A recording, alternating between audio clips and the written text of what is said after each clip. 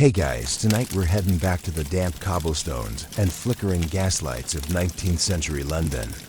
It's cold, it's foggy, and the smell of chimney smoke, wet wool, and horse dung hangs just the right amount below your nose.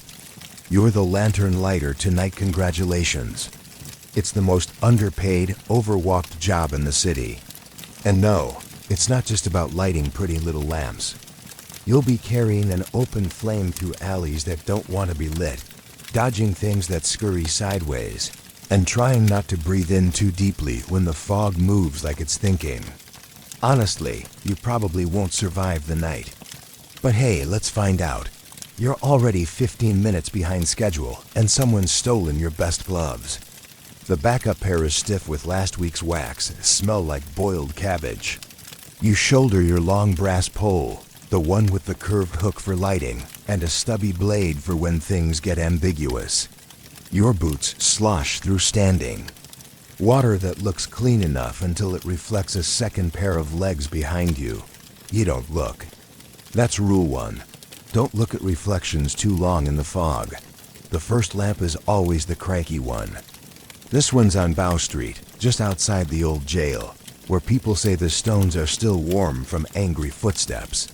You reach up, hook the glass door open, light the wick with a practiced flick, and the flame flutters, not with wind. It flutters like it's nervous. You step back and the flame steadies. You tell yourself you imagined it. You always do. Fog creeps low and thick. Not drifting, rolling, like someone spilling it bucket by bucket down the alleyways. It coats your face with a layer of soot-tinted damp. You blink and keep moving. People pass you like ghosts. You get used to that. Wool coats, tilted hats, a nod. No one wants to make eye contact with the lantern lighter, because they know what happens when you stop to talk. They say the first guy who ever lit these streets ended up marrying a banshee. Had 12 kids. All of them barked. You reach Redmond's Court. Second lamp. This one's mounted crookedly on a post that leans like it gave up trying to be useful. You open the glass. The wick is missing. You lean in closer. There's something stuffed inside. You pull it out slowly, a small cloth doll, eyes sewn shut, mouth wide open. You place it in your pocket. Because what else do you do with cursed rag children? You don't leave them for the night shift to find. That would be rude. You light a replacement wick. The glass fogs up instantly from the inside. You move on. Behind you, something CL inks. Like a lantern door, snapping shut. Except. You didn't leave it open. You walk faster. By the time you reach Hanbury Lane, the fog is chest-high. Your coat is soaked through. Your knees ache. You haven't spoken a word in half an hour, and then footsteps behind you. Fast, then slow, then fast again. You stop. They stop. You hold your breath and count to 5. A cat screeches in the dark. A bell tolls somewhere. East. You keep walking. The footsteps don't resume. That somehow feels worse. You light another lamp. This one catches with a gentle whoosh. Its flame is blue, not unusual. Gas burns blue sometimes. Except this one whispers. You lean in.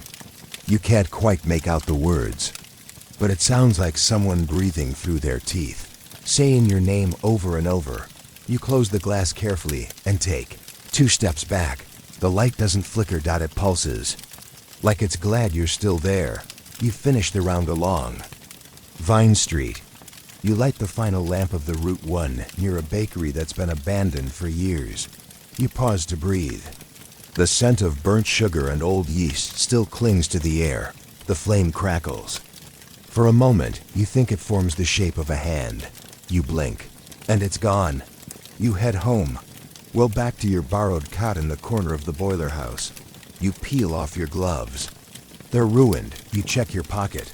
The doll is gone.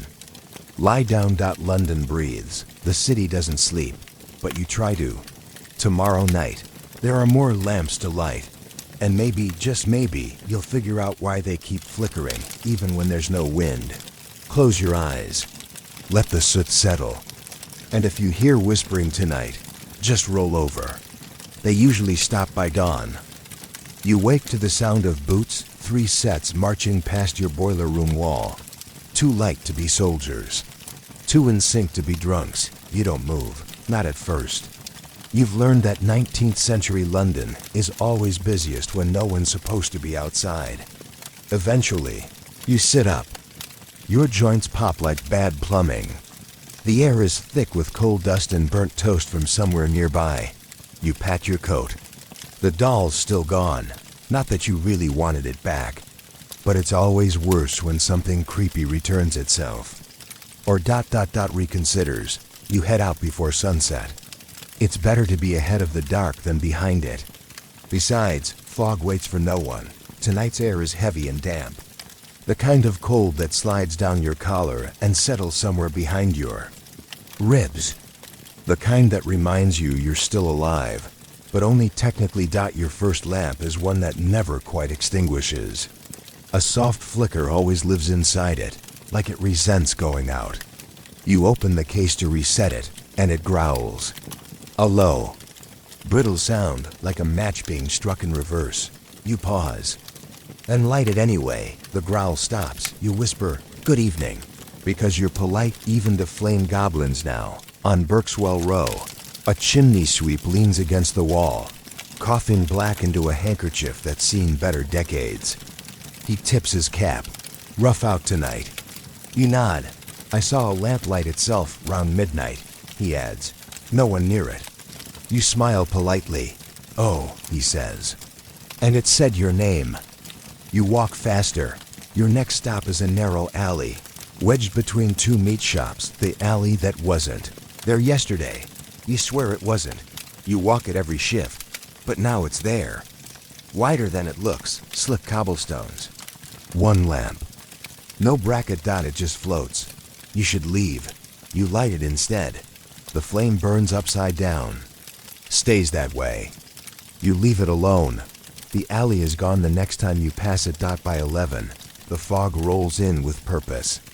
Not meandering this time, not lazy.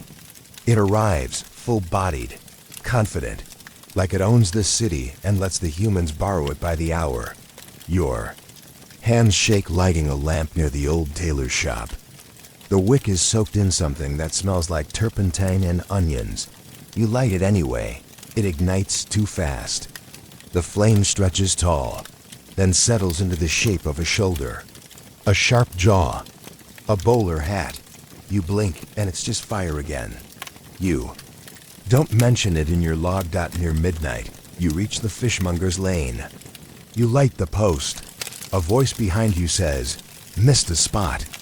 You turn. No one, but the lamp flickers back to life. You move on, trying not to think about the fact that someone is reviewing your work. You reach Belgrave Square. 4 lamps, 2 benches, a statue of a duke who never smiled, and one very still man sitting under a gaslight, reading a folded paper with no ink. You pause. He doesn't look up. You light the lamp. Beside him, he doesn't blink. He turns the blank page. You walk on, heart thudding. You don't remember him from last night.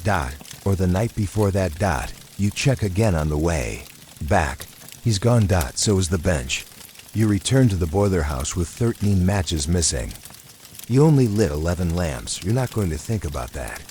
You're going to put your pole down, peel off your soot-crusted coat, and drink something that calls itself tea but tastes like spoon metal. The city exhales through its chimneys. You lay down. The doll is still not in your pocket, but now there's a folded piece of blank paper there instead. You don't open it. Not yet. Maybe it'll disappear by morning. London's like that. The blank paper is still in your coat pocket. You check twice before sunrise. Then again, just to be sure you didn't dream it, or misplace it, or hallucinate the whole thing. Like the last guy they say licked too many gas pipes for fun. Still there. Still blank. You hold it up to the morning light. Nothing. No ink. No watermark. No helpful message from beyond the smog. But it feels warm. And it smells like you. Stop. Nope. Not going there. You fold it exactly 3 times and place it between The pages of the inspection logbook. That's tomorrow night's problem. Tonight, your boots are still damp from yesterday. Of course they are. The city's never quite dry. Even the air seems to slosh when you breathe it. You collect your tools, lantern pole, box of waxed matches, folded route sheet with too many notes from people who don't walk it themselves. Someone's written, "Watch Cathcart Lane, too many relights." You sigh. You know Cathcart Lane. It's the one where the lamps like to turn off right after you pass, where you lit one last week and it immediately exploded into moths. You really don't want to go to Cathcart Lane, but that's where your night begins. You step onto it just after sundown. The first lamp is dim. You relight it. The second is already glowing faintly, but the glass is cracked and drips with some very un-gas-like condensation. You wipe it with your sleeve. It feels like breath. You relight it. Anyway, the third lamp isn't there. Just gone. The pole's still bolted to the ground, but no glass, no bracket, no wick. You shine your hand lamp upward. There's something coiled around the top of the pole, like a scarf or a tail. You walk away. You'll report it in the morning. Probably. You detour to King's Mews. You prefer it broad cobbles, open air, and only one lamppost that talks back. Yes, talks. Only on Wednesdays. You pass it tonight. It's quiet. You whisper, "Thank you," just in case. It flickers once, just a blink. You take it as a nod. Around the corner, you spot something odd. Lamplighter ahead of you. Same coat, same pole, but no hat. You slow. You don't know anyone else on this route. You watch him or it lift a lantern pole and touch the glass. No flame, but the lamp glows. Bright, like morning, for half a second. Then gone. The street goes dark again. The figure walks forward and vanishes. You don't follow. You never follow. You mark the location in your notes. Light it itself. Third time, you underline third. Later, in Southwark, a dog barks at you. You recognize it. Old Pudding, the one-eyed terrier that guards the tobacconist's shop. Tonight, it's barking at your shadow. You step away. It doesn't help. Your shadow moves half a second too slow. Just enough for Pudding to growl long and low and then sit down like he's praying. You nod to him.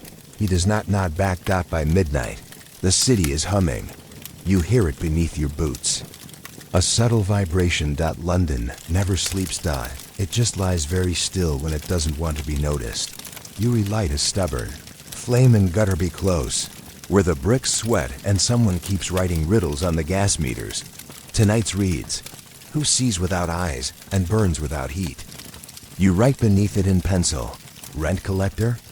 The lamp flickers, then glows steady. You take that as a win. At last, you reach the Thames. The water is black and thick tonight, moving slow, like syrup in morning. You light the row of river lamps. Each flame reflects tenfold in the oily ripples. Then one flame doesn't reflect at all. You stare at it. The flame stares back. Just for a second. Then you blink. It's fine. Everything's fine. You trudge back toward the boiler house. You step around puddles. You ignore the one that whispers something in Latin. Inside, your cot is cold. You take off your coat. Check your pocket. The paper is gone. In its place, a moth. Alive, wings folded like parchment, sleeping. You watch it for a while. Then lie down. Close your eyes. London breathes. You breathe with it. Tomorrow night comes soon. You sleep shallow. Dreams come thin and smoke-colored. People without faces lighting street lamps that burn in reverse. Voices rising from the puddles. A door you keep trying to close, but your hand is made of soot. When you wake, the moth is gone. Your coat smells like lamp oil and faint vanilla. You tell yourself that's normal. You tell yourself a lot of things lately. The air outside is bruised purple with the kind of dusk that forgets to fade into night. It just hangs, like laundry left too long in a coal smoke wind. Tonight's route runs through the narrowest spine of the city maiden's thread, a row of passages. barely wide enough for one person with dignity. You lost that weeks ago. You adjust your lantern pole and step in sideways. The brick walls press in like they want to listen to your thoughts. You whisper something rude about them. They stay quiet, probably insulted. The first lamp sparks out immediately after you light it. You relight it. It hisses, you relight it again. It pops and spits soot in your eye. You look up, etched inside the glass. Not tonight. You relight it anyway. It holds, but the air around it smells like metal and rain. You move on. A carriage rattles past at the far end of the alley, too fast, too smooth. No horses, no driver, no sound. Just motion. You freeze. Then, like a page being turned, it's gone. You don't even bother logging it this time. Your logbook's been suspiciously damp for 3 nights anyway. On Lantern's End, the last gas post leans dangerously over a patch of alley where the shadows pile, deep like compost. There's someone standing under it, back turned, tall, still. Cough once deliberate, loud. They don't move. You approach slowly. Raise your pole. The lamp's flame flickers dim. Just as you step forward to light it, the figure takes one step into the darkness. Gone. You light the lamp.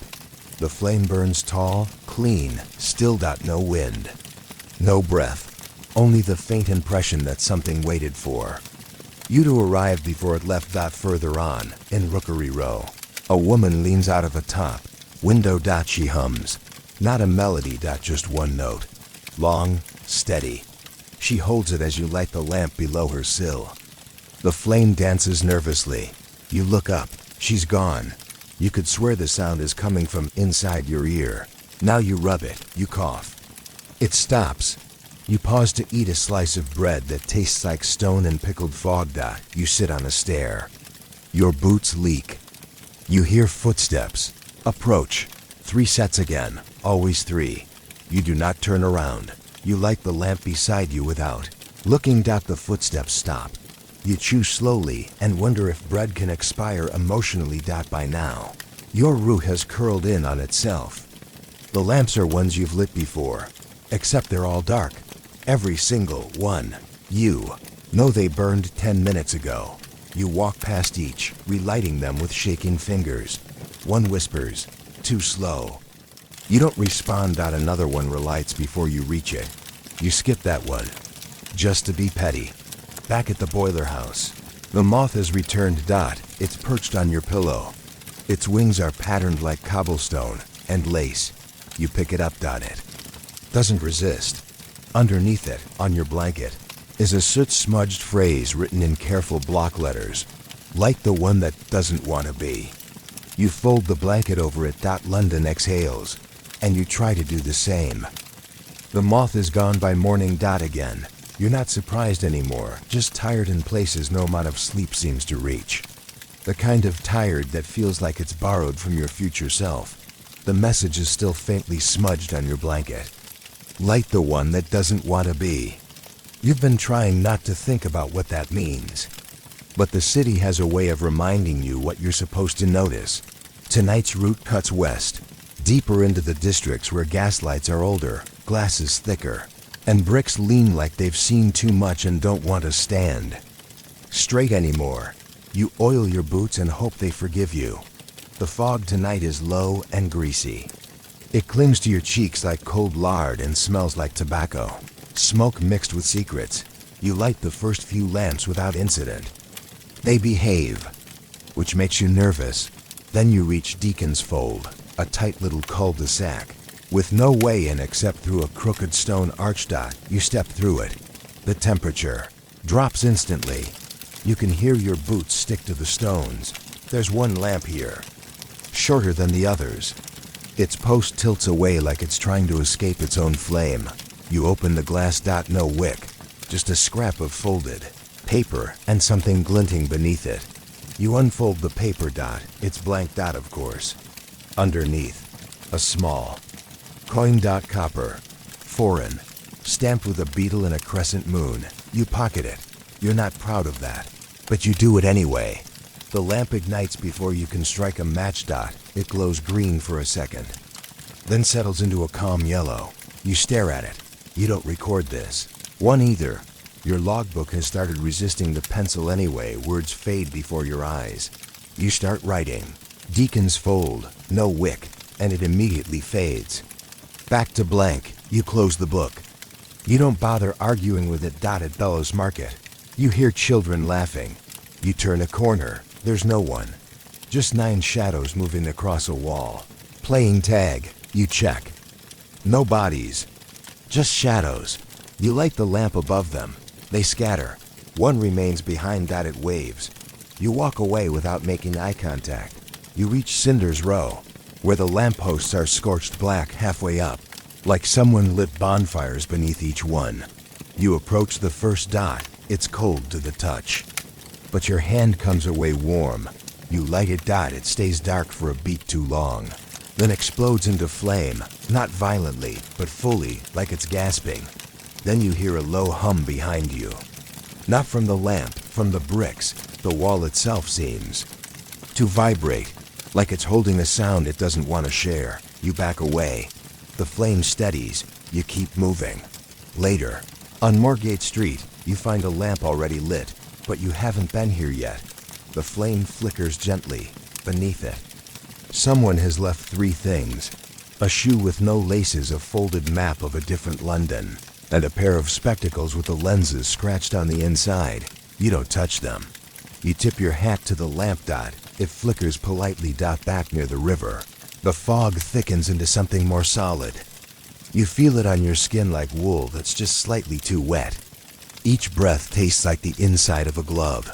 You reach Wren's Hollow, where the lamps never want to light. This is probably the one the message meant. You open the glass. Wick is dry and stiff, almost brittle. You strike a match. It fizzles. You strike another. It snaps in half. The third one catches. You bring it close. The wick shivers. Then it lights. Bright. Sudden. Hot. It hums louder than any flame you've ever heard. And then it laughs. Just once. A soft exhale of amusement, like a woman remembering an old joke. You close the glass door slowly. You do not put it in the log. When you return to the boiler house, the window's open. You never leave it open. Inside, on your pillow, is the coin. Beetle side facing up. You pick it up. It's warm again. You sleep with it in your hand, fingers curled loosely around it, like it might whisper to you in your dreams. But just before you fall asleep, you hear the flame from Wren's Hollow again, laughing faintly, somewhere in the far-off night. The coin is still in your hand when you wake, except now it has changed sides. The crescent moon is facing up. You're sure of it. You didn't turn it. You stare at it for a long minute, trying to decide if this means anything, or if you were. Rain is finally unspooling like a rope left too long in the rain. You put it in your coat pocket. You say thank you, just in case. Tonight's route takes you through Blackfriars Fold, which sounds worse than it is, though not by much. Locals call it the Whisper Row, and you've earned the right to hate that name for very personal reasons. The air is thick as porridge and twice as clingy. You step through it like someone wading through thoughts that aren't their own. Your first lamp here is mounted beside a crumbling fountain, long dry. Except tonight, there's water in it. Black water. Still. Reflective. You glance in. You see yourself. And something else. Not behind you, inside you. You blink. It's gone. You light the lamp. The water ripples. Once. Then still again. On Grover Lane. You find the old man again. Same corner. Same folded newspaper. With no words. Same silence. Except this time, he speaks. 3 more nights, he says without looking up. You freeze. Until what? You ask before you can stop yourself. He smiles. Without teeth, you'll see. He turns the page. You light the lamp above him with a shaky hand. He vanishes in the instant. You blink. You really need to stop blinking. A soft rain starts somewhere in the west. Too lazy to be useful. It doesn't fall. It drifts like the city. Is exhaling mist laced with regret. It cranes way. You light a lamp and hear a woman sigh just behind your ear. You spin dot no one dot, but the lamp glows a soft rose gold for a moment. Gentler than the usual sour gaslight, you almost don't move on. It feels safe here, but you know better. Anywhere that feels safe in this city, probably I ascend single quotes d dot you reach Tether Street. The cobbles here are uneven, like the street is trying to shrug you off. The lampposts all lean toward the same building. A shuttered schoolhouse that you strike your match. A child's voice behind you says, "That's not how he did it." You freeze. You turn slowly dot nothing dot, but your match flares brighter than it should. You light the lamp dot, it glows for a moment, then hums a single note. You recognize it dot, it's the same tone the woman hummed from the upstairs window nights ago. You don't write anything down. You're starting to think your logbook is more for them than for you. Later, near the East Bridge, a woman stops you. She's real. You think, face smudged with ash, hands inked with coal, eyes like old glass bottles colored, but hollowed out. You've been lighting too many of the wrong ones. She says, you blink. I follow my map. You answer. She shakes her head. The map doesn't know what the streets remember. She hands you something dot. It's a second coin. Same shape. Same size. But this one is stamped with a hand and a key. You glance down at it for just a second. When you look up, she's gone. Of course. You pocket the coin beside the first. They don't touch. You feel certain of that.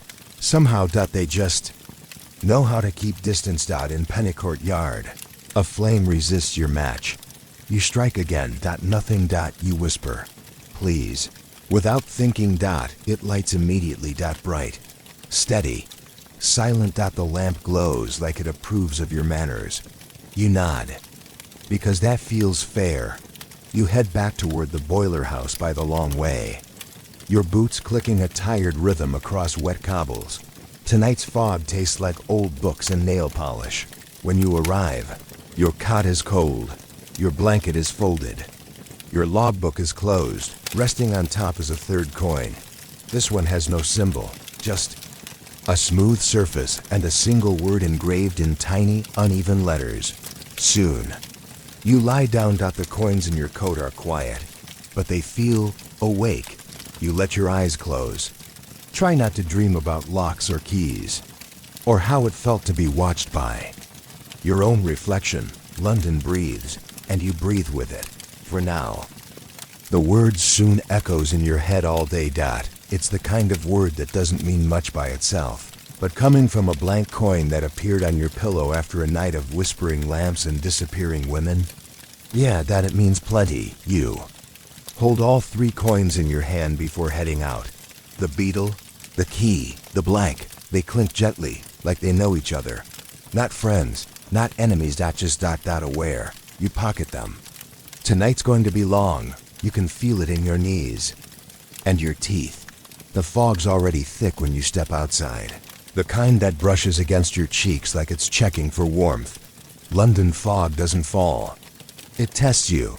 You start your route backwards, just to see what happens. Right away, the lamps behave differently. Brighter, faster. Some light themselves before your match even strikes. You reach Hook Alley, where the lamps are always slightly too high dot tonight. The pole bends toward you, just a little. You light it. Without stretching dot, the flame purrs. You mutter, "You're welcome," and move on. Not thrilled about polite lampposts dot at Miller's Tooth. A lamp hums a tune. A real one. 3 notes. Rising, falling, then rising again. You pause dot, it's familiar. You hum it back. The flame flickers in rhythm. A soft sound behind you joins in. Not quite humming dot, breathing dot, you turn. Just fog dot, you step away quickly. The tune follows you to the next block. You light the next 5 with deliberate silence. They stay. Quiet dot until Thresher Lane dot here.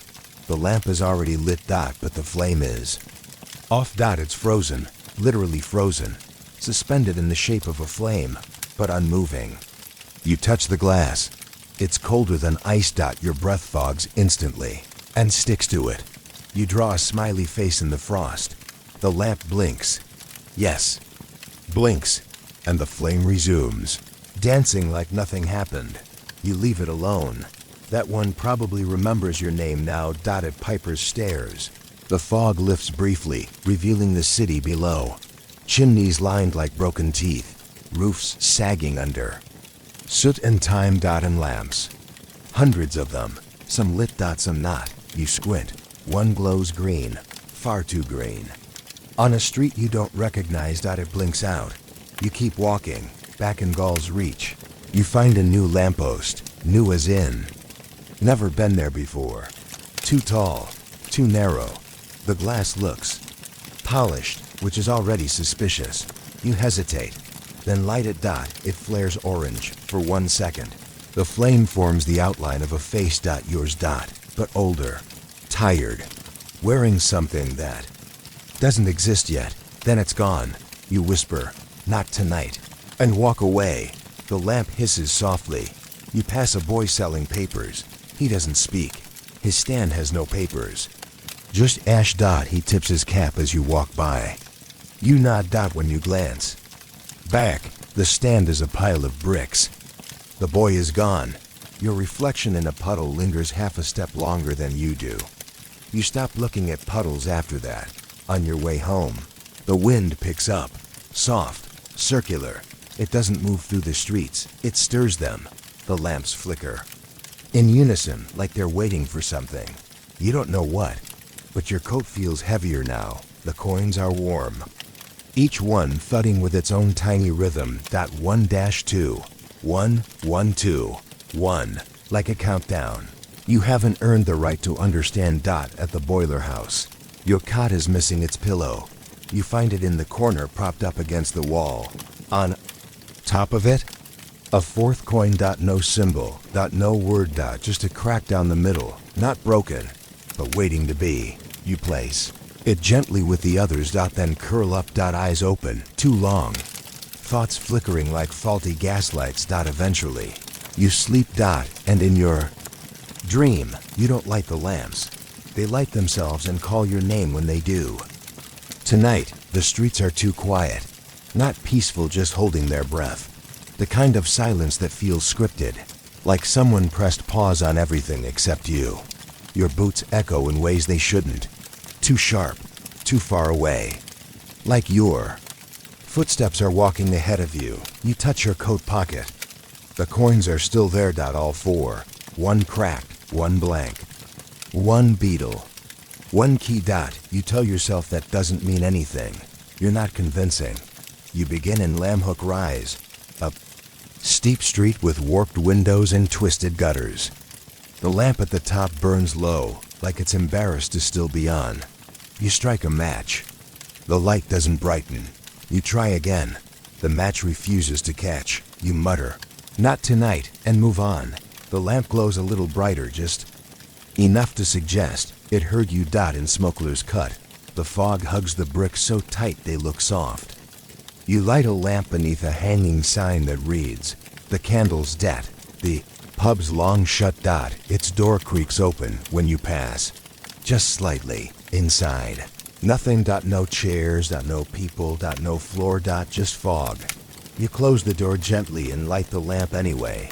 The sign swings once. Though there's no wind, you don't log it.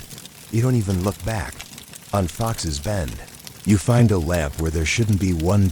It's short. Child size. The flame inside flickers blue, then purple, then back to blue. You bend to relight it, but the match refuses to go near the wick. Your hand won't move. The air around it is warm, alive. You whisper, "Okay." And the lamp goes out.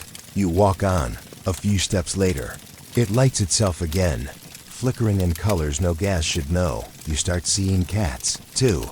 Many. All black. All watching. One on a WINDOW SILL.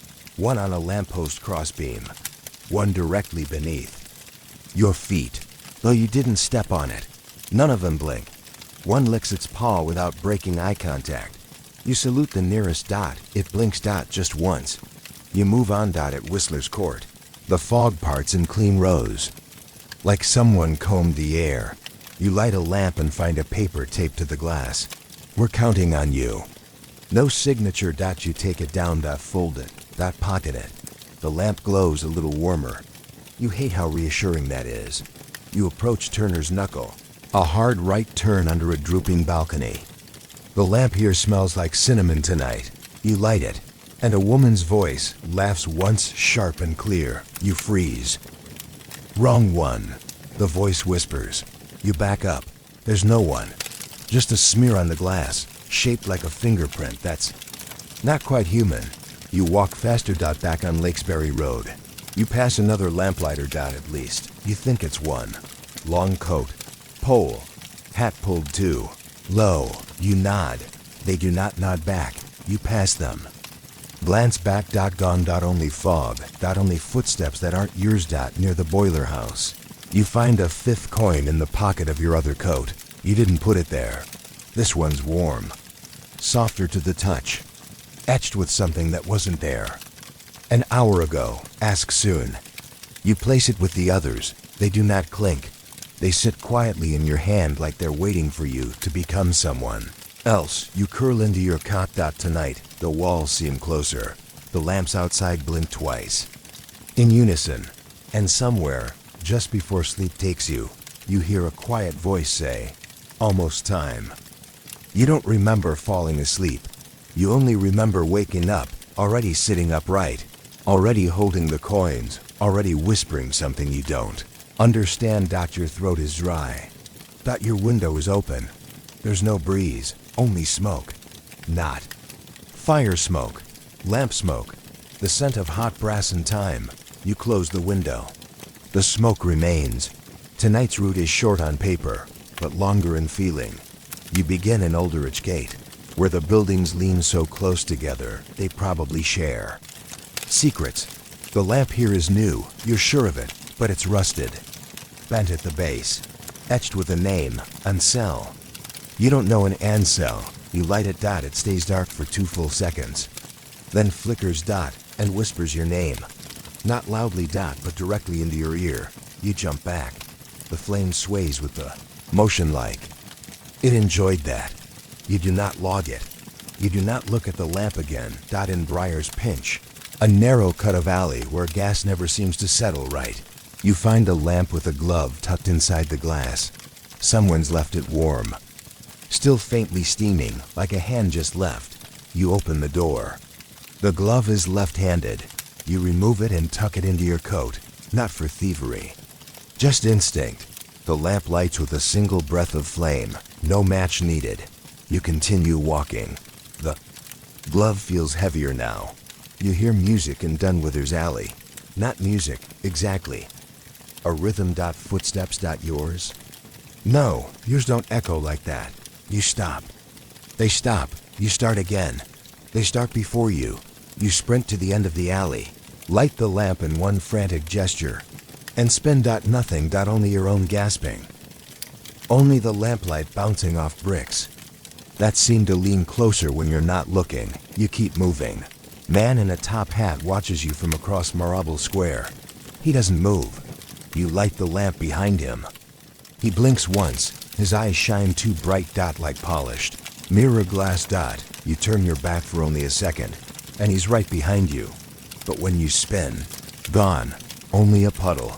And your reflection isn't yours. It's still watching you. You walk. On faster now. Little's Crossing smells of milk and rust tonight. The lamp is crying, not metaphorically. Glass streaked with actual water. Dripping in long trails. The inside isn't wet. Only the outside. You touch it. It's cold and somehow sad. You light it. The tears stop. You whisper, "It's okay." You're not sure who it was for, but it felt right. You reach the end of your marked path far too early. The last 3 streets simply aren't there. Gone from your map. Gone from your mind. You're standing on cobbles you don't remember. Under a sky that doesn't quite belong. You light a lamp mounted on a doorframe. The door leads nowhere. No wall. Just doorframe, floating. You step back. The flame turns blue. Then green. Then write something on the fog. One more. Then fades. You don't write anything down. Your pencil lead has snapped dot again, dot you return home to find your blanket folded. Precisely dot on top. The glove dot it's dry now. Inside it, coin number. 6. This one is silver dot cold to the touch. Etched with 2 crossed lamp poles. Bound with wire. You try to place it with the others dot, it won't sit still dot. It rolls in a circle and settles in the center. Not touching any of the others. You understand somehow that you're the one who's supposed to choose what order they go in. But not yet dot soon dot. You sleep with the glove beside your head. The coins beneath it dot the flame outside your window burns white. And for the first time in weeks, you don't dream. You wake to find the glove on your hand. Not by choice dot, it fits perfectly dot too perfectly. Like it remembers you better than you remember yourself. You try to take it off dot, it resists just slightly, then slides off with a sigh you feel in your elbow. Fold it and place it under your pillow. Where else are you going to put a sentient glove? Your coins are lined up on the windowsill now. You didn't put them there. They're in a new order. Beetle blank key crack. Ask soon, crossed lamp. Poles they feel arranged. Not just placed. You close the window, the flame in the nearest. Street lamp flares briefly, just enough to catch your eye. Then settles. You begin your route. Tonight starts in Needler's Hollow, where the lamp posts are carved with initials that change each time you pass. Tonight, they spell a word. Return. You light the lamp under the last letter. It flickers orange, then blue, then goes out entirely. You relight it dot, it stays dark. You move on. Behind you, the lamp hums softly dot low. Warning, maybe. Maybe not. You step into Greaves Row, and the world muffles. Not quiet dot, muted dot, as if your ears have been stuffed with warm cloth and someone else's breathing. You light a lamp dot, it sparks purple. For a brief second, you smell cedar and dot dot dot. Regret? You don't even know what that's supposed to smell like, but your stomach flips like it does. On the lamp's glass, a faint handprint fades just as you notice it dot. It's the glove shape, but facing outward dot, as if waving goodbye dot in. Kettle cross, someone leaves you a letter, folded into the joint of the lamp, wrapped with twine dot, no envelope. No name dot inside, one sentence. You've lit more than fire. That's it. You hold the paper to the flame dot, it burns cold, like ice shattering in reverse. You let it go dot, it drifts down in flakes, disappears before touching the ground. You hear a bell in the distance, dot rhythmic, dot heavy dot, but there are no churches nearby. Not anymore. You follow it anyway, got it Strangler's way. The lamps line both sides, unusually close together dot too close. You light one. They all respond. Flames rippling down the line like dominoes dot. You stop breathing for a moment. Then, they go out dot, all of them dot except the one behind you. You don't turn around. You don't need to. Its light wraps around your shadow like a hug you never asked for. You keep walking dot at Leachman's Point. The river is visible barely. The fog thickens into something resembling memory. You strike a match and see something in the water. A boat? No, a shadow dot tall, thin, standing dot waiting dot, it raises a hand. You drop the match. The shadow vanishes. You strike another dot. It lights with a hiss that sounds like a whisper. You light the lamp and walk away. Fast dot, too fast. But you don't stop. Back near Mercy's hook. Someone's tied a ribbon around the post. Red velvet dot, wet dot, you unwrap it. Inside, another coin. Number 7, smaller, rounder. Inscribed with a word you've been hearing in your dreams. Keep. It fits perfectly in the gap between the cracked coin and the one with the key. You don't know what that means, but the coins seem satisfied. You carry on. You make it back to the boiler house in silence.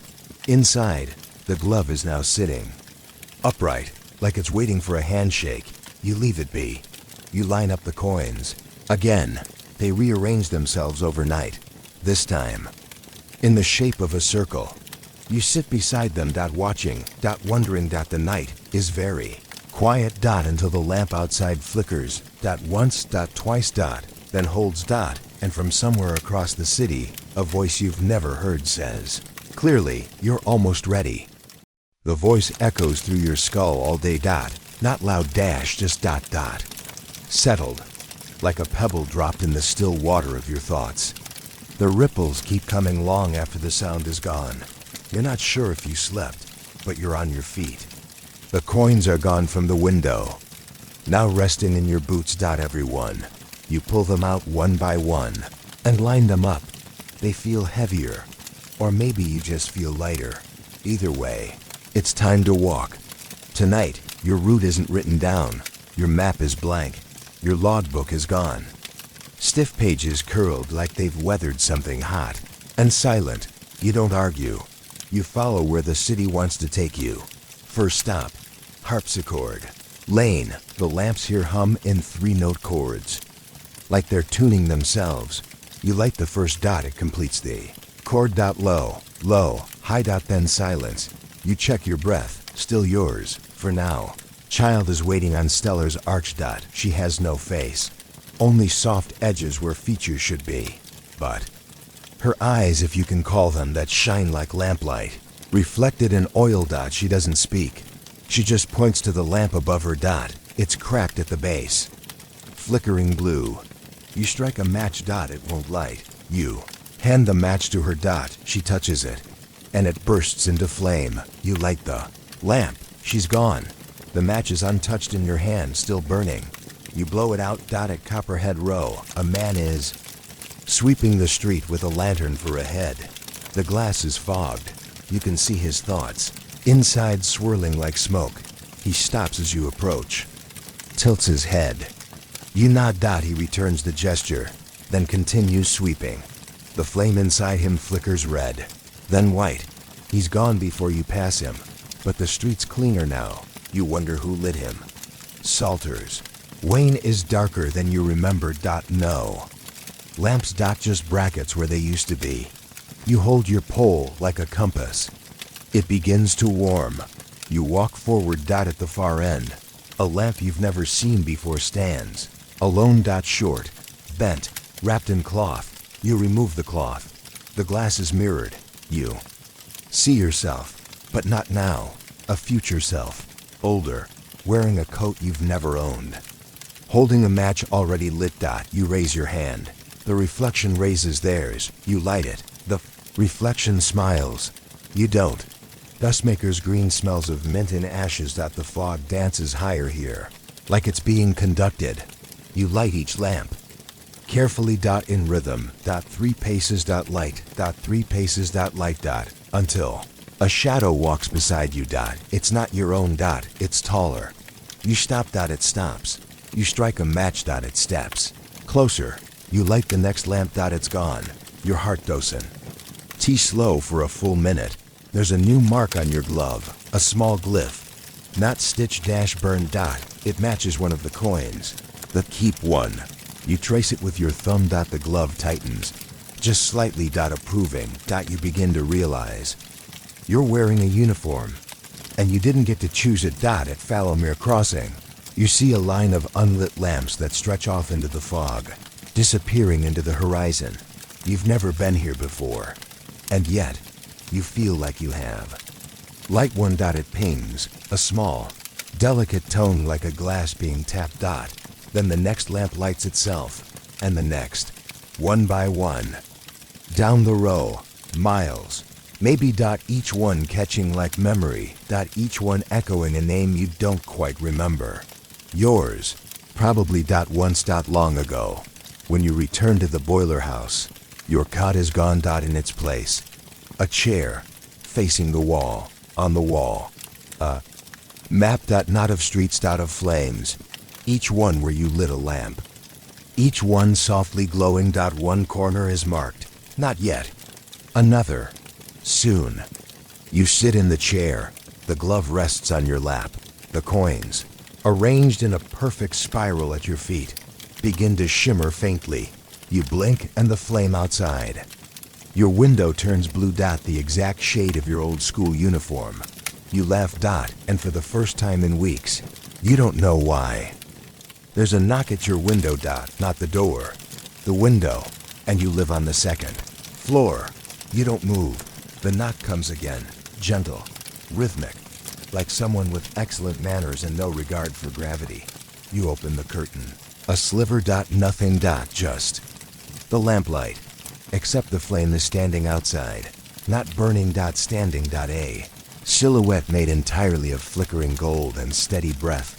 It nods. You nod back. You do not open the window. You do not go back to sleep. You just get dressed and leave tonight. You walk without a pole. The city knows who you are now, or at least who you're becoming. The gloves slide on, like they've been waiting all day. The coins arrange themselves in your pocket in a pattern. You can feel but not name. You begin on Breakwater Mile, where the lamps are all lit already, but dim, like they're tired. You hold your hand out near each one, and they brighten. No matches. No sparks. Just you and something listening. A letter waits on a stoop in narrow J, folded, sealed with wax that shifts colors when you breathe on it. You open it without reading. The paper hums a low note. You press it to the nearest lamp, and the words appear. You've crossed the halfway flame. Now everything sees you. You fold the letter into your coat lining. The coat tightens slightly, like it's glad. In old briar's curve, the lamps begin speaking. Not words, but tones, each one a note in a scale. You walk the curve and hear a melody play different depending on your pace. You test it. Speed up chaos. Slow down harmony. You walk it twice more, just to hear the tune again. On the third pass, one lamp flickers red. You stop inside the glass. A beetle. The same one as your coin. You nod. The lamp glows steady. The beetle disappears. Skelder. Lane has no lamps, but there are shadows of lamps burned into the brick. As if they used to be there and were taken suddenly, or maybe fled. You reach out with your glove. A shadow lights, not with flame. With memory. You see a woman lighting it once, long ago. Her gloves look like yours. Her coat is darker. She's humming the same tune from earlier. You breathe it in. The shadow fades, but something new settles into your ribs. Warm. Patient. Waiting. In Foxtrot End, the lamps bend slightly toward you. Not menacing. Just reverent. Like you're a priest of fire they've heard stories about. You light one with your finger alone. It purrs. You whisper, "I don't know what I'm doing." The lamp responds with a short flicker and a smell of baked apples. You laugh. A real one. The city laughs too softly. In gutters and weather vanes, for once, it's not laughing at you. You walk past Mercer's Folly, where a row of lamps once melted overnight. Their replacements are crooked and dim. Tonight, they burn perfectly. In sync. You don't light them. They light for you, one by one. You raise your hand as you pass and feel each flame nod. You wonder if they vote. You wonder what you've been elected to. At Chamber Row, an old man hands you a box. No words. Just eye contact and a single nod. The box is warm. Inside, an eighth coin. Black. Etched with the word answer. You place it in your pocket without thinking. The other coins shift to make space. No clinking. Just arrangement. You whisper, "Not yet," and the box vanishes from your hands. As if it was never real, only the coin was. You accept that. You're learning to accept a lot these days. By the time you return to the boiler house, your chair is gone. Now there's a mirror. Don't remember owning one. It shows you in perfect detail. But behind you, 12 lamps. UNLIT. You turn. There's only a wall, but your reflection waits. Lamps behind them. One burns. You touch the mirror. The flame flares, and suddenly, all 12 lamps behind you and the reflection light at once. You feel it in your chest, like a drumbeat with your name carved into the skin. You step back. The mirror fogs. Then clears. The reflection is still. You. But now, you're wearing a key around your neck. You check your real self. Nothing. Yet. But soon. You wake with a taste of copper in your mouth. Not blood. Coin. You know it instantly. The weight of it presses under your tongue. Though nothing's there. You rise. No hesitation. Your gloves are folded neatly on your chair. The coins? Gone from your coat. In their place. A small lantern. No. Flame inside. Just glass and wire and silence. You don't remember owning it, but your hand closes around the handle, like it was built for your grip. It hums. Tonight, the city doesn't need you to light lamps. Tonight, the lamps are going to light you. You begin near Ash Barrel's crown, where the lamps grow from wrought iron trees, twisted branches, glowing blossoms. You pass beneath them. The lantern in your hand warms, not from fire, from recognition. You glance into one of the blossoms. Inside, a tiny matchbox city, flickering with motion too fast to see. You step back. The lantern pulses once, and the lamps bloom brighter. You move. On very slowly. In Calder's reach. The ground is slick with soot that smells like ink. The lamps are shattered. You crouch, examine one. No broken glass, just absent, like something removed the light. Not the structure. Your lantern buzzes. You lift it toward the empty post. For a breathless second, nothing. Then a flame inside your lantern, not yours. Borrowed. Blue at the base. Golden at the tip. It writes. A spiral on the inside of the glass. When it fades, the soot is gone. Just clean stone and a single word scraped into it. Continue. You do. In Dirgemouth Vale. Someone's left you a diagram, drawn in chalk across the cobblestones. A web of streets you don't know. At the center, a tiny sigil of a lantern. Open, like yours. You hold the real one over it. It responds, flame twisting. New road opens behind the alley gate. A road that didn't exist until the moment you asked it to. You walk it. It leads you to the turning bridge. There, a figure waits. No face. No voice. Only clothes like yours. Mirrored in every way. They hold a lantern too. Empty. Yours still burns. They raise a hand slowly. You mirror them. Their flame lights. Yours flares brighter. Then, with perfect timing, both flames vanish at once. Darkness. Then light. Again, but only from the street lamps. The figure is gone. Your lantern is full again. But warmer. Heavier. Like it holds something other now. You pass a boy selling ash in Cobglass Market. He offers you a jar. You decline. He nods. Says, smart. Then adds, don't trust the ones that burn too bright. They forget how to listen. He vanishes behind a curtain of fog that smells faintly of molasses and regret. You light a nearby lamp in his honor. It glows as soft, modest gold. Listens quietly. You move on. In Bitter Wharf, the fog changes color. Not white. Not gray, but sepia, like old parchment soaked in tea. You walk carefully. Each step sends a ripple through the fog, and with each ripple, you see a different version of this street. Once it was paved in silver. Once it was made of glass. Once, bones. You steady yourself. Your lantern burns steady through them all. Only now do you notice. Its reflection never changes. You do, but it does not. A voice sings in Crumbler's nook. Soft, unfinished. A lullaby, missing every third note. The lamp above you flickers with each gap in the tune. You hum the missing parts. The lamp completes the song. For a moment, the flame forms a cradle, then a hand, then an empty glove. It falls. You catch it. It matches yours. Now you have a pair. Your hands feel steady for once. You return to the boiler house and find no floor. Just mist and a ladder down. Your boots know where to go. At the bottom, an underground corridor lined with extinguished lamps. But your lantern casts a strange light. It doesn't chase the dark. It invites it. And the shadows respond by stepping aside, revealing a wall carved into it. You were never just a lamplighter. Your hand lifts before you can stop it. Presses against the stone. The glove leaves. A mark, a flame-shaped seal. The wall opens, and you understand. You haven't been walking streets. You've been unlocking paths, and someone is about to follow. You emerge somewhere new, not above ground, Not exactly. Below either. More like in between. The architecture is all wrong. Walls lean like they're whispering secrets. Bricks breathe in and out, and the lamps hang upside down, their flames rising.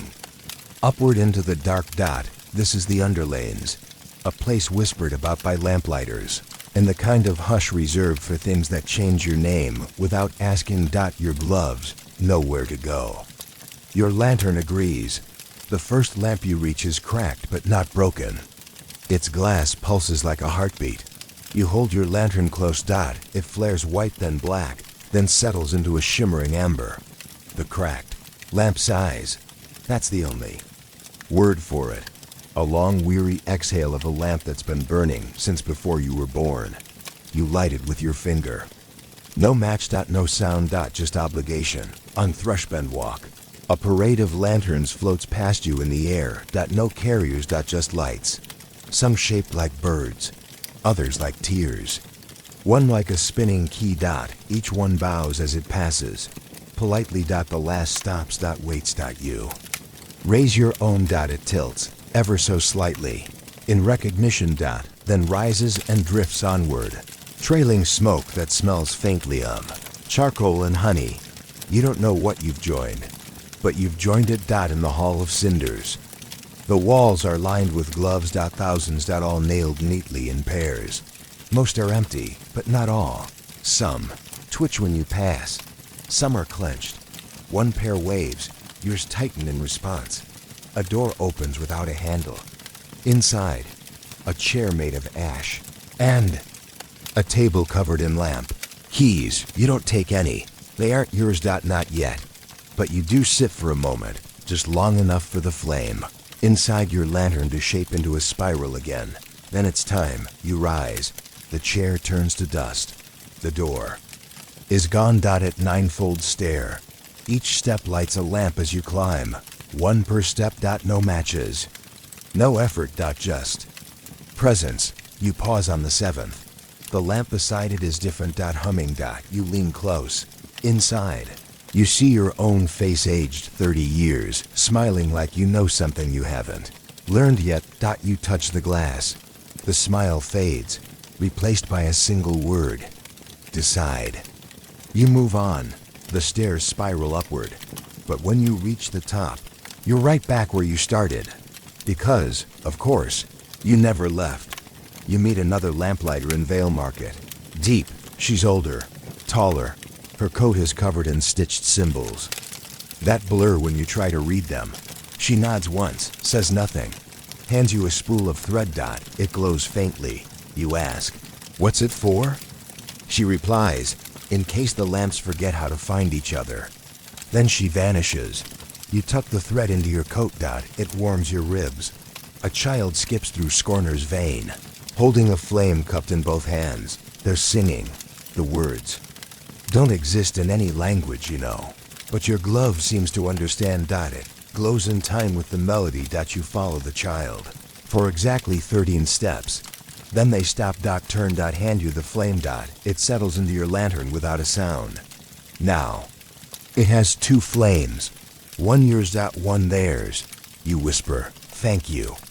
The child smiles and dissolves into soot. You don't cry. But your lantern flickers softly. And somehow, that feels like morning. Back at the gate to the surface. A new lamp stands where there was none before. It's unlit, carved with all 8 of your coins. You hold up your lantern. It responds, burning in every color you've seen so far. Indigo, saffron, teal, russet, silver, black, white, ash. You light the lamp. It doesn't flare. It bows. Then swings open like a door. Through it, only fog. Not the kind you walk through.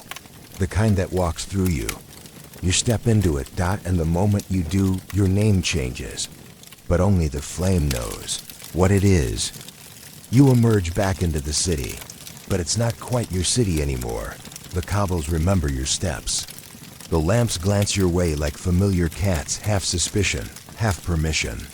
Even the fog parts slightly before you walk into it. Now, tonight. You don't carry a map. You are the map. Your glove pulses faintly in time with the lamps. Your lantern carries Two flames, one steady. One flickering like it's laughing in a language just shy of audible. You smile. The kind of smile people make when they realize the rules were made for someone else. First stop, Whistler's Row. The lamps here don't light until you hum. A single note. Not loud, just true. The first lamp answers in harmony. Then the next. Soon. You're walking through a song only the city understands. A lullaby with teeth. The buildings lean closer. Listening. One gutter whispers something in Latin. You answer. In breath. It seems satisfied. In Gallowshield Bridge. Someone's replaced the lampposts with mirrors. Each one reflects a different version of you. Some tall, some twisted. One with eyes like polished coal. You stop at the sixth. Your reflection holds a lantern with 3 flames. You only have 2. It nods once, then vanishes. Your lantern feels heavier. You check still. 2. But your reflection isn't done with you yet.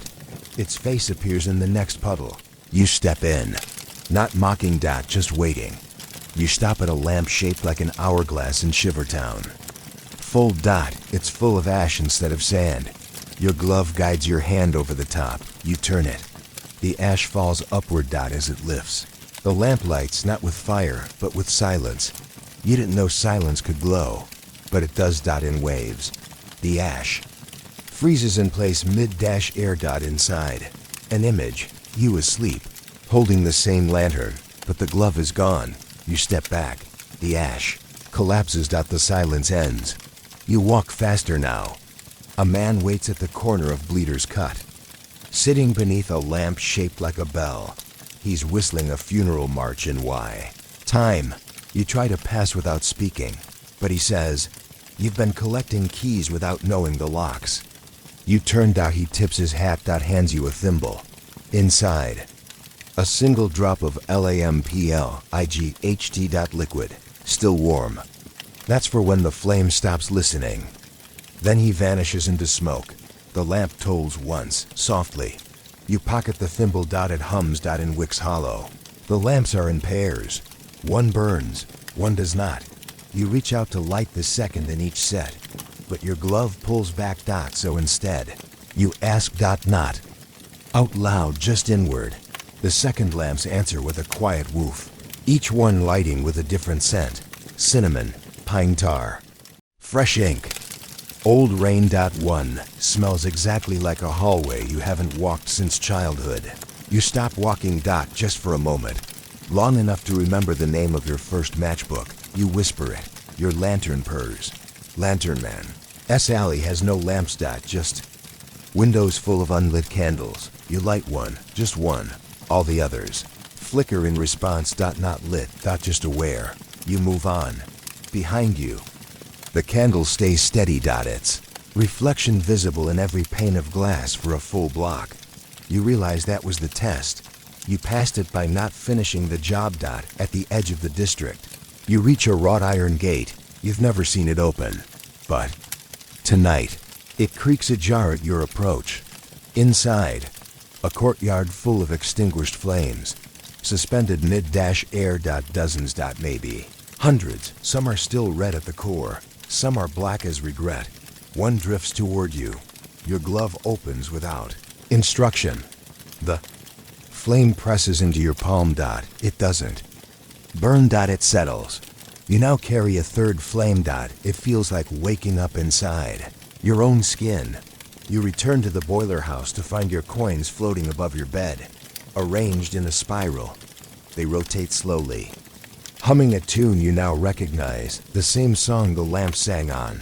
Whistler's Row. You hum with them. The glove tightens. The lantern glows all 3 flames. You lie back, not to sleep, just to listen, because something is coming, and you're almost ready to meet it. Almost. The sky is darker tonight. Not night dark, deep dark. Like something put a blanket over the stars and whispered, "Not yet." You don't question it. You know better by now. Your lantern hangs on your belt. It's 3 flames weaving in and out of one another like dancers who've never been introduced but somehow move in perfect rhythm. The glove itches slightly. Not uncomfortable, just awake. You step out into a city that watches you back. Your first steps lead you into Mourner's Gate, where the lamps don't burn fire but memory. You light the first dot suddenly. You're 10 years old, standing in a hallway, with peeling wallpaper, waiting for someone who never arrived. The flame swells, then snaps back. You light the second. A woman laughs, your mother? You're not sure. A breeze you don't feel moves across your cheek. The flame softens into a warm orange. You press on. Lamp by lamp, each one peels back something. But none of it sticks. Like the city is reminding you just enough to forget harder. You reach a crossroad with no signs. The air smells of chalk and candle wax. Your glove guides you left, then right, then left again. You don't argue. Soon you're at Crofter's Twist, where each lamp has a different animal carved into the post. You stop at one shaped like a moth. Light. Nothing happens. Then your lantern flares, and from the flame, a real moth emerges. Glowing slightly. It lands on your shoulder, stays there. Name it Possible, because why not? A man in a red coat blocks your path in Six Finger Hollow. He carries no lantern, no pole, but his eyes are lit like he's swallowed a dozen suns and told none of them they could leave. He says, "You've burned. Enough. What are you going to build?" You try to answer. He shakes his head, hands you a small hammer. It's warm, made of bone. He turns and walks into a wall. The wall swallows him. You keep the hammer. You shouldn't. Probably. But you do. In Brackenwell Spire, the lamps are hundreds of feet above the street. You can't reach them, but your glove reaches. Anyway, each lamp flares like it's been called home. From above, the light cascades like rainfall, made of time. It coats your shoulders, soaks your boots. You feel heavier. But not in the bad way. In a rooted way. Like the ground finally knows your name and doesn't mind carrying you. A whisper follows you through tallow throat. You're not the only one. You freeze. Turn. Nobody. The lamp nearest you hums gently, then extinguishes itself. A challenge. You relight it. The whisper changes. Then prove it. You light every lamp on the street, one by one. Not with matches. Not even with the glove. Just your intention. They burn with different colors. No two the same. You look back. Your own shadow is gone. You keep walking. Alone. But not quite. Enchanters rise. The lamps have voices. Each one sings a different note as you pass. They don't make a melody. They make questions. You hear. Who were you before the light? What will you be when it's gone? Will you leave the matchbox open? You have no answers, but your lantern burns calmly. Maybe that's the answer. Maybe you are back in the heart of the city. Something's changed. The lamps like before. You reach them, each one bowing slightly as its flame catches. No longer serve the fire. You're starting to suspect the fire serves you. That's terrifying. And lovely. At the edge of Wittershine Court, the cobblestones are laid in a spiral. At the center, a single unlit lamp, short, unremarkable. You kneel. Your glove hesitates. The flames in your lantern swirl. You don't light it. You ask it, "Is it time?" The lamp answers by burning on its own. No touch. No spark. The spiral glows. And then fades. But the warmth lingers in your bones. Like someone you once trusted putting a hand on your shoulder again. You walk back to the boiler house. Only it's not a boiler house anymore. It's taller. Older. Wider inside than out. You step through the door, which groans a little like it's relieved. Your lantern hangs itself beside the others. There are dozens now. Each with a different burn. Each one watching. You sit. Not to rest. To listen. The convizens now. Each with a different burn. Each one watching. You sit. Not to rest. To listen. Moth on your shoulder folds its wings. Your glove unclenches. And outside, every lamp in the city exhales in unison, as if to say, "We see you, and you're not finished yet." The boiler house breathes now. Not metaphorically, literally. Each inhale makes the flames dance slightly left. Each exhale presses warm air against your cheek like a sigh from an old friend. You wake before you're needed. Because tonight, the city doesn't need a lamplighter. It needs a witness. You step outside and realize the lamps aren't burning the way they used to. They're steadier, more curious. Some of them flicker in patterns like Morse code. If Morse had been a poet, you pass one that flashes. Short, short, long. Pause. It repeats. Your glove responds. With heat. You don't know what the message is, but your bones shiver. Like they understood. You keep walking. In Graveroot Hollow, the lamps have grown taller. Some bend like flowers toward the ground. Some twist up into spirals. You pause beneath one that's humming in a minor key. It stops as soon as you stop. Inside the glass, a reflection of your lantern, but it has 4 flames. Now you look at yours. Still 3. You hold it up. Nothing changes. Then, quietly, one of your flames flickers sideways. A 4th flame leans in from nowhere. You don't stop it. And just like that, it's part of you now. A girl with ash-streaked cheeks waits at the corner of Bitter and Fold. She's barefoot, wrapped in a curtain for a coat, holds out a hand. Doesn't speak. You place your lantern in her palms. She studies it. Nods. Once. Then points at a lamp above her. It's already lit. She whispers. That one remembers you. You take the lantern back, and sure enough, the flame inside is burning. In the same pattern as the street lamp above. You both blink, a little confused, a little delighted. She vanishes when you look away. Like all good lessons, you pause on brimless steps, where each stair has a matchbox embedded in the stone. You light one, the stair glows. Then the next. You light it. Glows brighter. But the third? It lights before you can strike. Then the 4th, then the 5th. You stop moving. The staircase finishes itself, every step lighting upward. A path drawn in flame. The air above the final step shimmers. And through the haze, you self, older, wearing no gloves, carrying no lantern. Just light. Inside, you take the first step. The image vanishes, but the glow remains. At Crocamare Lane, the lamps play a tune as you pass. It's the same one you first heard back on Whistler's Row. Only now it's complete. It ends with a small descending note, almost like a question mark. You hum the ending back. The lamps blink. Satisfied. You just passed a test you didn't know was still running. In Wreathwood Hollow, everything smells like honey and smoke. The lamps are covered in vines, but they still burn. One flickers. You brush the vines away. Beneath them, a carving. Your name. Twice. Once. In the language you know. Once in a language you've never seen before, but somehow still understand. Keeper of the quiet flame. You say it aloud. The wind pauses. Every flame bows, and your lantern grows.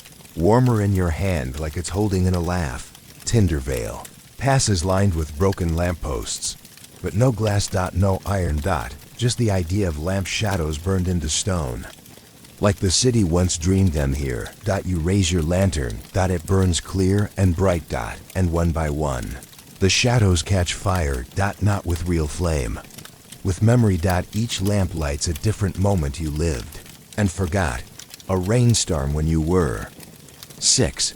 A smell of oranges in winter. The feel of cold stone against your back when you were lost and too proud to ask for help. You stand in the glow of who you were, and you do not flinch. At the edge of the city, near Lamplighter Hollow, a single lamp burns purple. You've never seen that color before. You step closer. Inside the glass, a door. Not behind it, within it. The flame pulses once.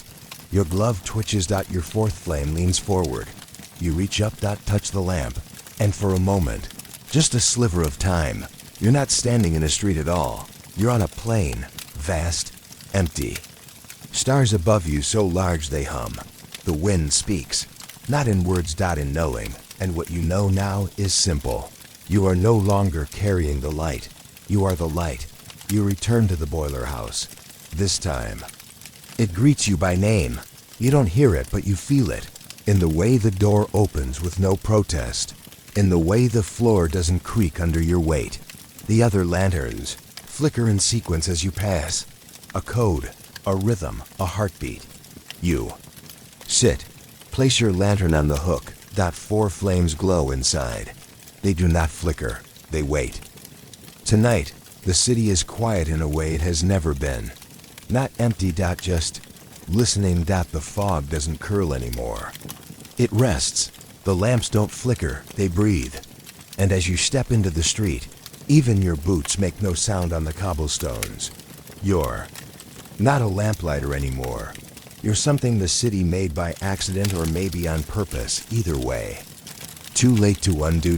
You begin at Kindler's Bridge, where the lamps are all out. That's rare. They're known for burning without wick, fed only by reflection. But tonight, nothing. Your glove hums faintly. You hold up your lantern. It's 4 flames. Stretch gently outward, like fingers reaching for a forgotten lock. Each lamp ignites, one by one, but not with fire, with memory. Scenes play inside the glass globes. Someone tying a ribbon on your first coat. A hand lighting your very first match. The time you dropped your lantern in a puddle and cried like it was a funeral. You smile and walk on at Dregnan's Fold. A small group of lamplighters in training. Waits. They're young.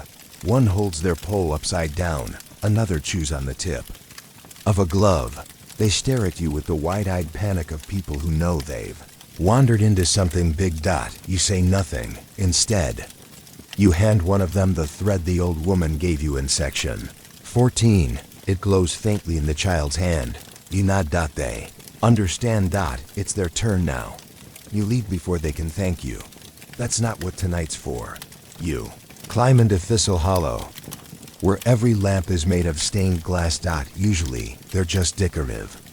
Tonight, they sing. Not songs, just single, clear tones, one per lamp. You walk the path slowly. Each step plays a note. By the time you reach the top, the tune is unmistakable. It's your tune, the one the lamps have been humming for days now. You hum it back. A harmony blooms around you. The stained glass glows. And then quiet. Bow. Because something in you knows it was a duet. In Cinderhead Close. Someone's left a book beside a lamp.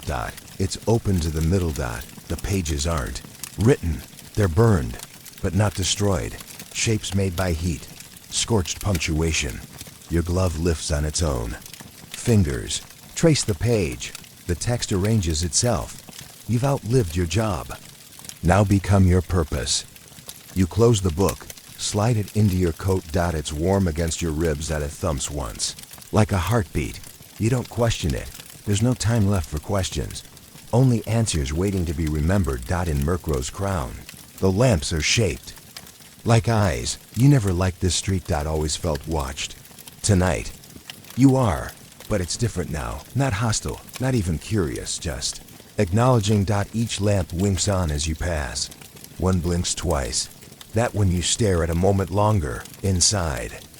It's scene of yourself, sitting in this very spot, years from now, still walking. Still lighting. Still becoming.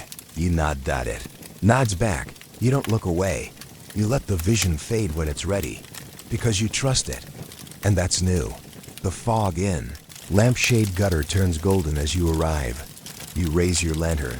Its flames flicker to match the pulse in your wrist. The fog drifts toward you. Not to hide you. To cloak you. Not for fear, but for reverence. The buildings around you shift slightly, like they're leaning in to listen better. You don't speak. Your steps are enough. The flame does the talking. The city listens. At Crook's prayer. You meet someone in your old coat. They don't look like you, but they feel familiar. They nod once. Hold out a small bell. No clapper. Just the shell. You take it. Feel its weight. They say, use it when the light forgets its name. You ask, will I know when that is? They smile. You just did. Then they walk into the alley. Gone. You add the bell to your pocket. The lantern flickers gently, as if amused. In Old Bones Hollow, The lamps burn upside dash down. Each flame pulls downward, away from its source, stretching toward the ground. You follow one dot, it leads you behind a wall. There, on the ground, a lamp that's never been lit. Still wrapped in rags. You kneel, unwrap it. Inside, a fifth flame, small, tired. You bring your lantern close. It leaps into your glass. Not hungry. Relieved. 5 flames now. Your lantern is heavier. Quieter. Complete. Maybe. Maybe not. You make your way back through the alleys. Every lamp. You pass bows slightly. Some extinguish behind. Some stay lit. You don't check. Because you trust them now. And more importantly, they trust you. That's not something you earned. It's something you became. The boiler house waits, tall and still. You place the lantern back on its hook. It doesn't flicker. It doesn't whisper. It rests. And you understand you're not done. But the night is. The boiler house is breathing slower tonight. The flames sleep with their eyes open. And the walls no longer creak. They exhale. You step outside without the lantern. No glove. No coat. Just you. And the city waiting. The lamps light themselves as you walk. They recognize you now. Not as a lamplighter, but as something older. Something essential. At Dimmery Yard. The cobblestones light from beneath. You don't need to see them. They need to see you. A cat crosses your path. It's carrying a matchstick in its teeth. It pauses, drops it at your feet, and disappears under a gate. You pick up the match. It's unused, but warm. You pocket it without thinking. You've stopped asking why. In Grimwell's Divide. A new lamp stands in the center of the street. It wasn't there before. It's made of mirrors. Curved. Wound together like branches grown from memory. Inside. A flame. It pulses 5 times once for each flame. You carry. Then 6. Then 7. You place your hand against the glass. The mirrors do not reflect your face. They show moments you haven't lived yet. One of them, you handing your lantern to someone with no gloves and 2 big boots.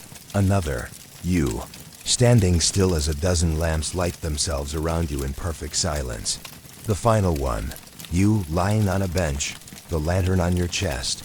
All flames out. Not dead. Just done. You step back. The lamp goes dark, but it stays warm. You reach Thornbriar Lane, where every lamp is, built into the bones of old trees. You place your palm on the bark. The flame doesn't come from the lantern. This time, it comes from you. It coils from your wrist like a ribbon of trust. It lights the lamp. It lights you.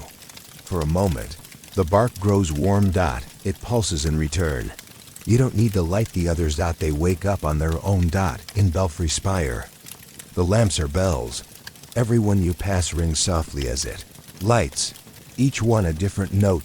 Each one saying something you can almost understand. You pause at the top. Step. A large bell lamp looms above you. UNOI to silent. You whistle a note you remember. From Whistler's Row. The bell flares to life. Not with fire, with sound. The note lingers in your chest for a full minute after the flame appears. It says, "Thank you." You whisper back, "I'm listening."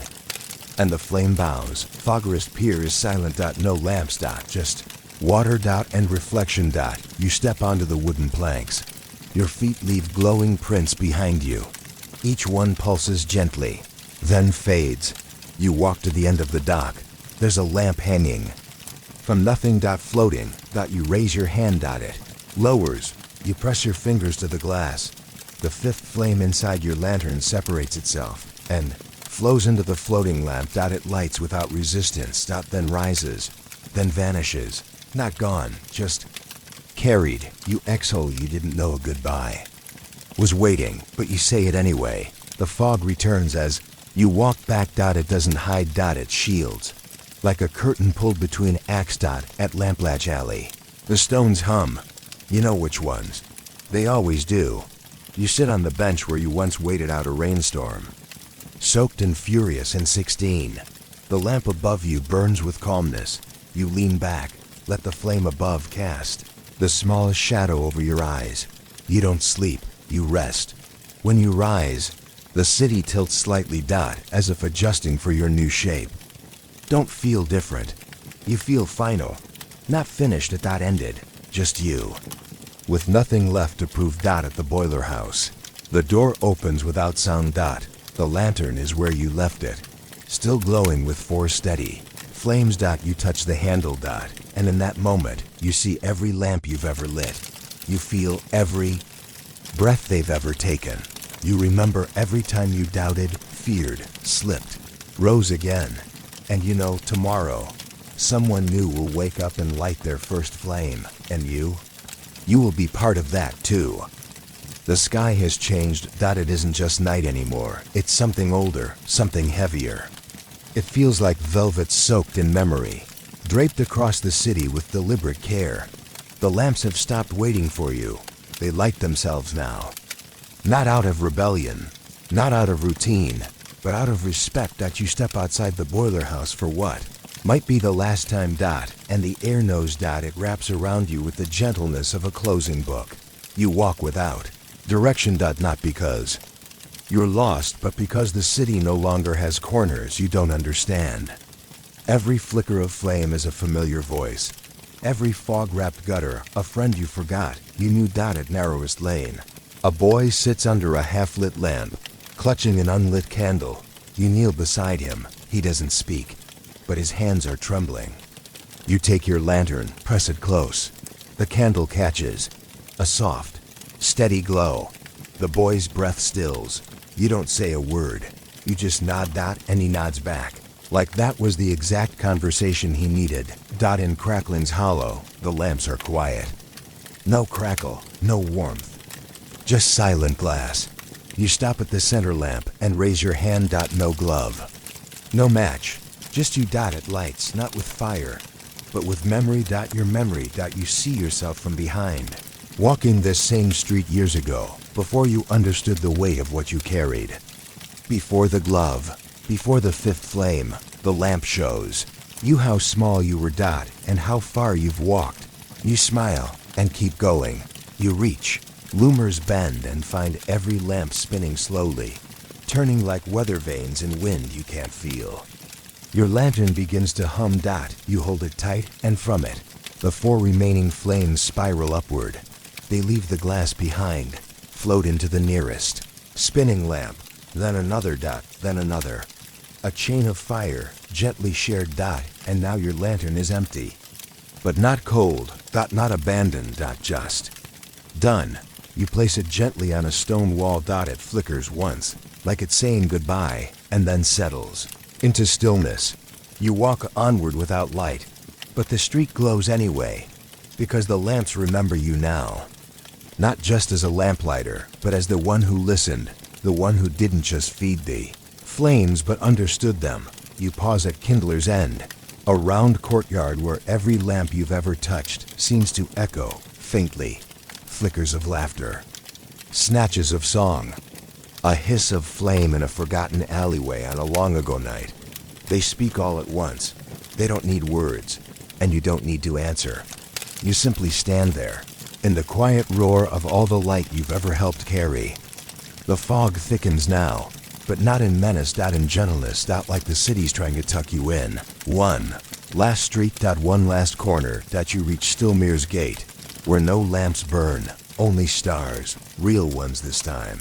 You look up, and they don't blink. They just wait, one by one.